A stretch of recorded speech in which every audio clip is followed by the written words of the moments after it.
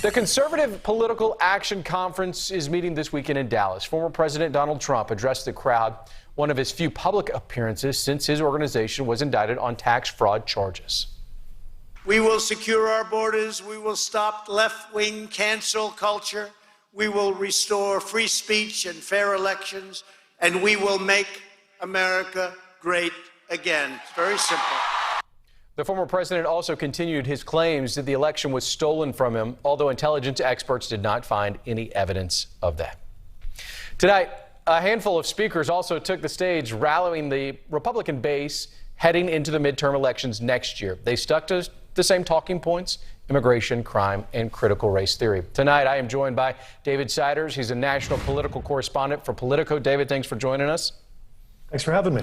So the former president, he's ramping up his public appearances. He spoke for hours this evening, but he hasn't said for sure if he will run in 2024. Anything he said today give you an indication that he is moving into that direction?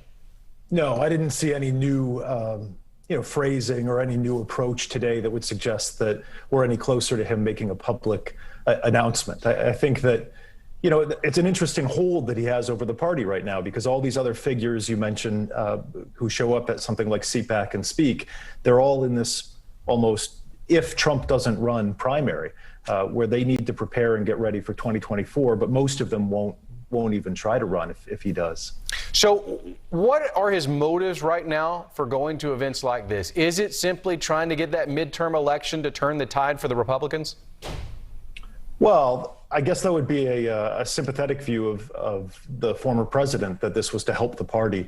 I think a more cynical observer might say something like, this is to keep his brand alive and his control over the party strong. And you saw from the results at CPAC, the polling about who people want to be running for president in 2024, that he still is very much the Republican Party. And so I think that if he's going to continue this domineering presence over the party, he's been deplatformed. He needs to come to events like this to get coverage and to get people like you and I to talk about him on your show. All right, so the former president, you would have guessed, spoke very critically of his successor, President Biden. Let's take a listen. In a matter of mere months, Joe Biden has brought our country to the brink of ruin. Right here in Texas, we are the epicenter of a border and migration crisis unlike anything anyone has ever seen before in the history of our country. So let's go back to these public appearances for a second, David. Is this helping or hurting the GOP heading into these midterms we're talking about? And how does the Biden administration counter, if at all? I think it depends on who you ask in the GOP. I think it probably, the clip you just played where he is prosecuting the case against Joe Biden, that's something that Trump is very effective at. And I think most Republicans would say having the former president out, beating the drum against Joe Biden can only be helpful in the midterms, because Republicans need to have that base turnout when Trump isn't on the ballot in the midterm elections. Now, to the extent that he spent much of his speech today repeating this lie that the election was stolen, I think there are some Republicans who think that is not helpful.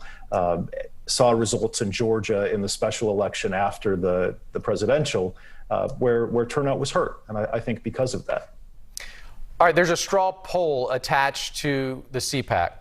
The poll numbers, you mentioned them, they were relatively staggering. We're showing them on the screen. Trump's approval rating, 70% today.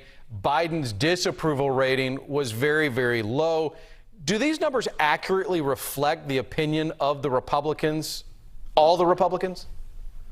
Well, no, they accurately reflect the opinion of the CPAC crowd, which is an important part of the Republican Party, but it is this most conservative activist wing of the party. And you do need to take CPAC polls with, something like a mountain of salt. Consider in 2016, it was Ted Cruz who won the CPAC poll. Donald Trump finished third that year. And you go back to 2013, which was like this year, the last time there was a year after a Democrat won.